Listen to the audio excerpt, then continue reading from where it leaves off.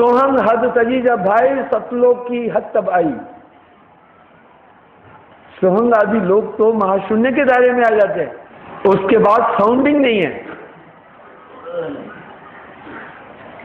उसके बाद कोई साउंड नहीं है। यहां तक गुरु और शिष्य की बातचीत होती है, उसके बाद साउंड नहीं है। फिर कैसे होता है वहां? एक हंस के हृदय जब आई, दूसर हंस समझ पुंज आई। जैसे आपने यहां इच्छा की, अभी क्या टाइम हुआ, तो आप वाणी में बोल रहे हैं ना। वाणी हमारी कब चलती है? जहां तत्व है, वायु तत्व है, वहां ये सभी चीज नहीं है। वहां भाव आया अंदर हृदय में, दूसरा समझ जाता है। अनस्पोकन लैंग्वेज चलती है वहां, ये साउंडिंग नहीं है। मैं एक पुस्तक लिख रहा हूं, निशब्द, साउंडलेस साउंड, साउंडलेस साउंड, आवाज रहित आवाज, ध्वनि रहित आवाज। वो शब्द धुनात्मक भी नहीं है, वर्णनात्मक भी नहीं है। धुन तो जिंगलमेंट है, धुन तो गूंज रही है, दो बिन हवे न अधर आवाजा।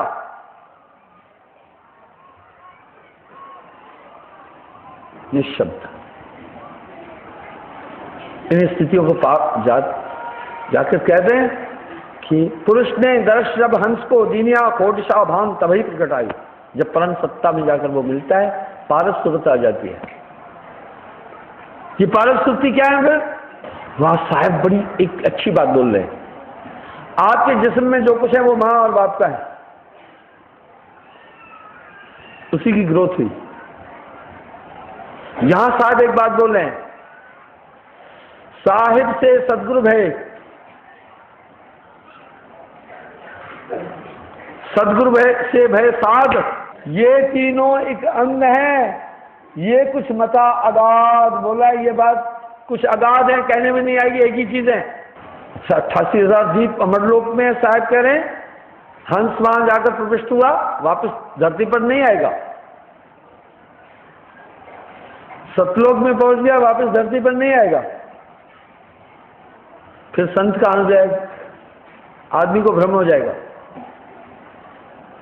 और दीप से दीप न्यारा, साहब कह रहे हैं जैसे हमारे शरीर के अंदर, पूरा शरीर तो चेतन है भाई, हाथ भी चेतन है, पैर भी चेतन है, जिस्म पूरा चेतन है, आपका पेट भी चेतन है, लेकिन सबसे ज्यादा चेतन क्या? ब्रेन। जितना मस्तिष्क चेतन है, इतना कुछ भी शरीर का अंग नहीं चेतन है। इसलिए पहुंच कमल, वो केंद्र अत्यंत गुप्त, परम गुरुमुखों का धाम उसमें समा जाता है। यहां कैसे जाता है?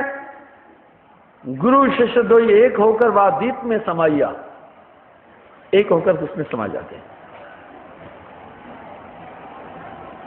तहवा हो तो गुरु नहीं चेला। यहां पर साहब वाणी में एक बात कह रहे हैं, अशरज एक कहूं बखानी, ताए कहूं तो को ये जानी,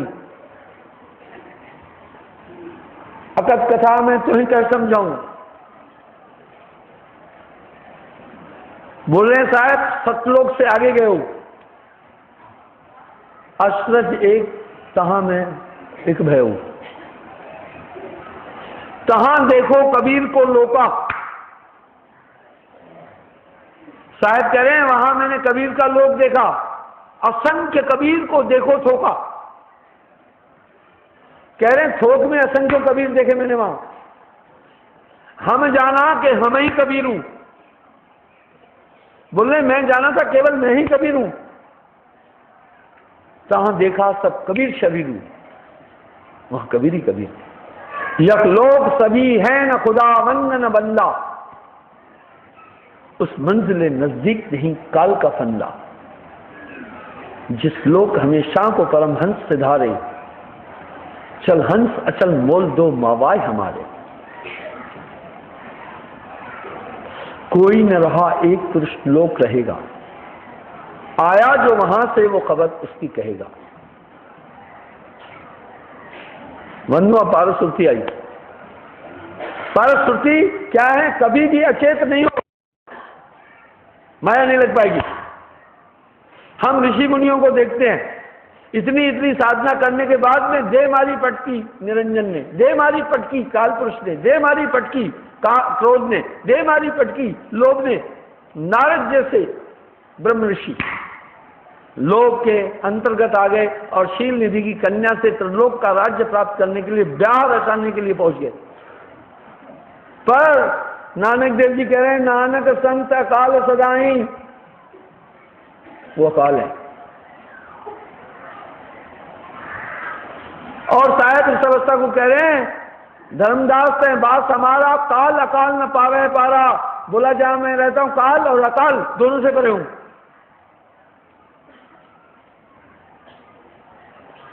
केवल ज्ञान कबीर का विरले जन जाना। वहां से जो रिटर्न आया, अब वो पारस सुनती है, उसी से आपको चेतन कर देगा। ये है नामदान, ये है नामदान। इसलिए साहब कह रहे हैं, सार शब्द बिन गुरु नहीं पावे, इसका वाचक शब्द है सार शब्द। तब क्या होता है, डायरेक्ट आपको ऐसा बना देंगे कि मन का जोड़ नहीं चलेगा, माया का जोड़ नहीं चलेगा, काम क्रोध लोभ मोह का जोड़ नहीं चलेगा, तब आपको वो। इसलिए साहब वाणी में कह रहे हैं, पारस में और संत में तू बड़ो अंतरो मांग, ये लोहा कंचन करे वो कर ले आप समान।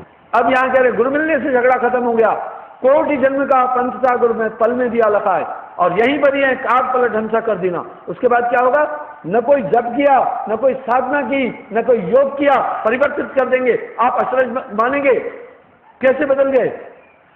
इस पर साहब वाणी में कह रहे हैं, जब मैं था तो गुरु नहीं, अब गुरु है मैं ना आए, प्रेम गली अति साकरी, तामे दुई न समाए। ये हुआ भ्रंगमता। कंसंट्रेशन से आपको कंप्लीट बदल कर अपनी तरह कर दिया, आपको बदल दिया। पहले वाले आप नहीं रह गए, आपको बदल दिया। ये है भ्रंगमता। ये भ्रंगा ने कीट का वर्ण कंप्लीट फेर दिया। अब आप कहेंगे जी बदल दिया, बिल्कुल। जो आप पहले थे, ये है स्पिरिचुअल जेनिज्म। अगर आप अपने को टटोलोगे तो पहले जैसे अपने को नहीं पाएंगे। आपको लगेगा ले पहले वाला मैं मर चुका हूं, पहले वाला मैं नहीं रहा, बिल्कुल नहीं रहा। ये कोटि जन्म का पंथ था, ये गुरुपल में दिया पहुंचा। ये है नाम, ये है नाम।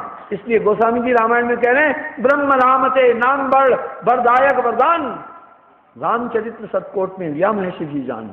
ब्रह्म और राम से नाम बड़ा, इसलिए कोटि नाम संसार में इनसे मुक्ति न होए, मूल नाम ये गुप्त है जाने बिरला को। जब ये सत्ता आ जाएगी, स्वाभाविक मन का जोर रिलीज हो जाएंगे। आप क्या हो गए, प्रिजर्व हो गए, हाइब्रिड के बीज की तरह आप प्रिजर्व हो गए। अब कीड़ा भी नहीं लगेगा, कोई जीव जंतु भी नहीं आएगा, माया निकट नहीं आ पाएगी। इसलिए साहब ने, अगर साहब की आइडियोलॉजी को देखेंगे तो इसी तथ्य को वो इंगित कर रहे हैं, अकह कह करे नाना शब्दों में इंगित कर रहे हैं। ये बिना सदगुरु के कोई भी जीव कालपुरुष से बच ही नहीं सकता है, क्योंकि ये मन ही आए काल कराला। और इस जैसे प्रसन्न हो जाते, मन का जोर फिर नहीं चलेगा। स्वाभाविक एक महापुरुष में जो ज्ञान होता है, उससे कहीं ज्यादा आप में ज्ञान आ जाएगा। आपको संसार स्वप्नवत लगने लगेगा। गुरु कमाई शब्द कभी बोलता ही नहीं है, कमाई शब्द नहीं बोलता है, इसलिए आपको बदल देगा, काग पलट हंसा कर देना। साहब की वाणियां इसी अवस्था को विविध शब्दों में बोल रही है। गुरु को कीजिए दंडवत, कोटि कोटि प्रणाम, कीट न जाने भंग को कर ले आप समान। ये सब चेंजिंग होती रहेगी। अब एक सवाल उठा, यहाँ सावधानी बरतने की क्या आवश्यकता है। वह यहाँ एक पूरे सिस्टम से आपके अंदर सेट कर देगा, ज्ञानी बना देगा। तभी तो कह रहे हैं, जब मैं था तो गुरु नहीं, अब गुरु है मैं ना है, प्रेम गली अति साकरी, तामे दुई न समाए। वाह, ये काम फल में किया। इसलिए बुल्ले शाह तभी तो कह रहे हैं, ना रब में तीर्थान रिठिया, ना रोजा नमाजे, बुल्ले शाह ने मुर्शिद दिलिया, अंदरों रब लखाया, बस लखा दिया। ये करोड़ों जन्म का काम था, पल भर में कर दिया। वाह भाई, ये है पारस सुरती, ये है गुरु को कीजिए दंडवत, कोटि कोटि प्रणाम, कीट न जाने भ्रम को कर ले आप समान। ये है अपना रंग चढ़ाना। यही है वो शब्द, सदगुरु मेरा सूरमा, कस के मारा बाण, नाम अकेला रह गया, पाया पद निर्माण। अब क्या होगा, अब मन दास बन गया जो पूरी दुनिया को नचा रहा है। इसलिए साहब वाणी में आगे कह रहे हैं, नाम होए तो मात नवावे, ना तो ये जगबान नचावे। जब नाम की ताकत आती है, तब ये मन आपके आगे मात नवाएगा, नहीं तो ये पूरी दुनिया को नचाता जाता है। आकांक्षाएं खत्म हो जाएगी, मन की पूरी सेना सीज हो जाती है, सरेंडर हो जाती है। नाम होए तो मात नवावे, ना तो ये मन बांध नचाए। जागट नाम न संचरे तिसको जान मशान, जैसे खाल लोहार की सांस लेख बिन प्राण, नाम बिना सब्बित सोहिना, नाम बिना मूरख सो कहिए, नाम बिना पापी सो कहिए, भवसागर का पार नाम बिना पावे नहीं। ये काम कैसे कर दिया? अमर लोग पहुंचाने से जो स्थिति बन जाती है वो यही बना देंगे। अब विहंगम मार्ग क्या है? अब विहंगम मार्ग क्या है? मैंने आपको भ्रंग बता तो बोल दिया, ये विहंगम मार्ग क्या है? विहंगम कहते हैं पक्षी को। मैंने कई लोगों से पूछा, आजकल नकल बड़ी चल रही है। मैंने एक शब्द आपको पहले बोला था, मेरे शब्द पर गौर करना।